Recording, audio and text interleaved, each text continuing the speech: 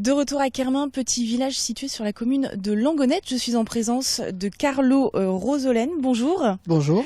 Vous êtes le propriétaire du manoir de Kermin. On va parler du manoir dans quelques instants. Merci de nous accueillir sur ce site patrimonial assez exceptionnel. Expliquez-nous d'abord, le petit village de Kermin, quelles sont ses spécificités? Alors, le Kermin est situé à un carrefour historiquement très intéressant, dans lequel on peut parcourir 4000 ans d'histoire.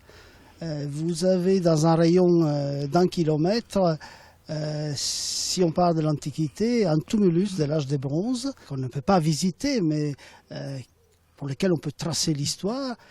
Vous avez une voie romaine qui passe à côté, une meute féodale qui date de l'an 1000, une abbaye cistérienne, 1230 à peu près, et un manoir 15e, 16e siècle qui couvre cette petite région qui est à la frontière ancienne, le long de la rivière Lélé, du royaume de Vénète et des Ouzizes. Alors vous êtes propriétaire de ce manoir depuis 1998. On a noté Oui. un petit accent italien, hein, il faut le dire. Vous êtes italien. Qu'est-ce que vous avez fait comme travaux au sein du manoir? Il y a une chapelle que vous avez rénovée aussi.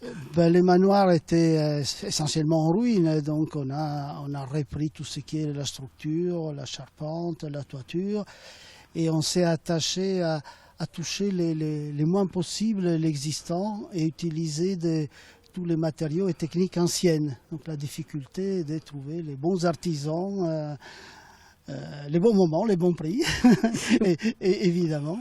Et on a restauré de cette façon-là, d'abord les manoirs et les petits bâtiments annexes, et ensuite la chapelle et la grange qui sont à côté, qu'on a acquis il y a 5 ans seulement. Et vous faites partie également de l'association des vieilles maisons de France. Des vieilles maisons de France, oui, pour lesquelles on a eu un prix national pour la restauration de la chapelle.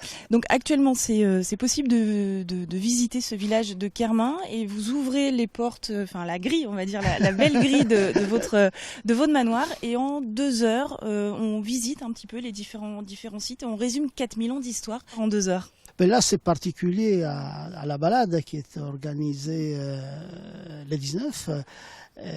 Donc, j'ai un collègue, Jean-Paul Leduc, qui est président de l'association Histoire et Archéologie en Centre-Bretagne, qui est un expert un peu de l'histoire et qui fait vivre un peu cette histoire-là.